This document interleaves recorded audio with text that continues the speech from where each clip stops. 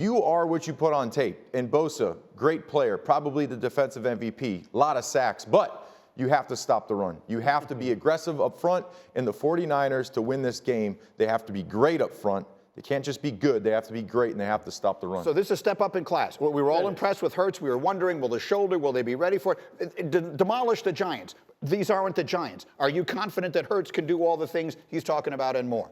I'm confident that he can do that because, they have the best roster in football, and that's what you get when you have a cheap quarterback that allows you to go out and get hired guns. So when you look out, they have the best offensive line. They should have the advantage on the outside. But the difference is you have game wreckers, when you look at the San Francisco 49ers. And listen, I think that, we understand Nick Bosa is aware of that. He understands he can't get up the field. But I think that D'Amico Ryan's been around. He played this position at a high level. What he's going to do is he's going to take the thinking out for Nick Bosa. He's going to say on certain gives, you're allowed to crash down, and what you have to do if you're the other side linebacker, you have to be an overhang, slow to play cutback, and you just exchange the responsibilities where Bosa becomes the cutback player and the backside linebacker becomes the contained player, and then you switch it up. We used to do this all the time when we used to go against a Wildcat, and I understand that Ronnie Brown wasn't the threat that Jalen Hurts is to throw the ball, right. But it is a plan out there. It's a bit of an option college type of offense, and you have to make him make quick decisions. You saw the Baltimore Ravens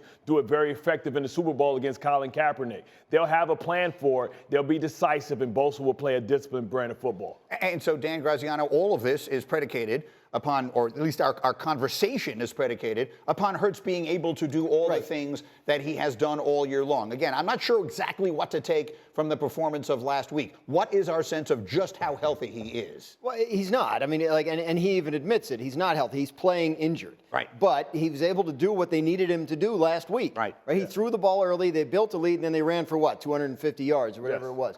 So are they going to need to ask more of him this week? Probably, against that 49ers defense. And if so, how does he hold up? I'm not putting anything past this young man or this team. They have answered every single question as it pertains to can he perform, can they perform when he's got this injury. It's another week, right, of getting better.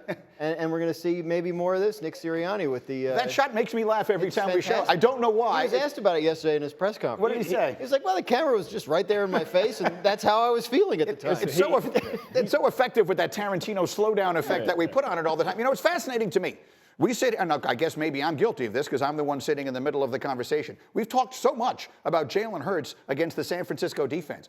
In the meantime, we have a much less heralded rookie quarterback on the other side, Mr. Irrelevant, who's been terrific, going up against a defense that is like the 85 Bears at rushing the quarterback. They have 75 sacks on the season if you include the playoffs. How about Purdy against that Eagles defense? Well, the beauty, and Rex used to say it all the time, you can't get a sack on a run play.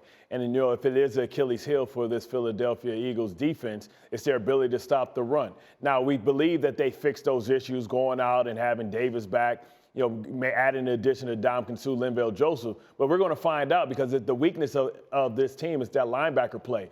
And Kyle Shanahan is the master of being able to isolate your weakness. And isolating your weakness is being able to get these guys have bad eyes with the shifts and motions that he always has and have those linebackers sitting there with their feet still and getting guys up to the second level. This is going to be a school or game of eye discipline and commitment and being able to have football acumen, and I don't know if these young linebackers are ready to do that. He's still a rookie, is the thing, right? And I know he's been so good, and I know he's been so poised, and I know the coach is an offensive genius and the weapons and all of that. But I keep looking at a Belichick defender and thinking about what you guys always did to rookie quarterbacks. What are they going to do to this one?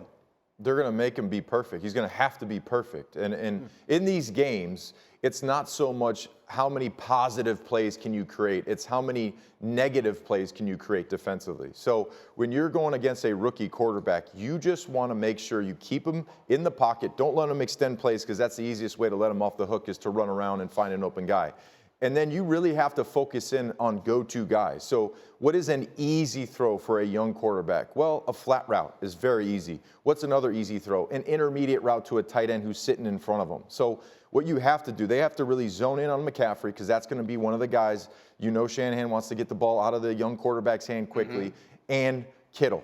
Those are the two guys. If Kittle and McCaffrey have big games, that's trouble. That is definitely a recipe for trouble if you are the Eagles. So you have to zone in, make sure you take care of those two go-to guys, and make a young quarterback throw deeper passes into coverage and make him throw the ball 10+ yards down the field. And it feels to me like there's another storyline here, and maybe it's not today's story, but maybe it is.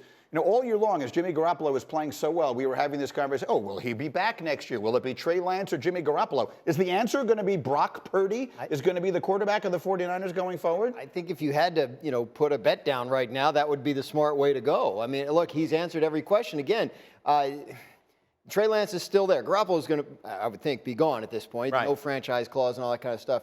Trey Lance is still there. He's still 22. But Purdy has given them everything they could have asked for. And if he leads them to the Super Bowl, even if he doesn't, he's gotten them this far, he has made a strong case for that job. And I believe there's a strong chance he gets it.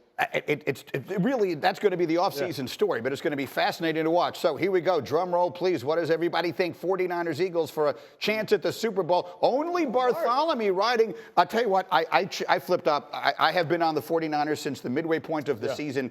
But the Eagles, watching them last weekend, I know the Giants are a step down from what we're seeing here. I was very impressed. We'll dive deeply into these picks as we go. Thank you for watching ESPN on YouTube. For live streaming sports and premium content, subscribe to ESPN+.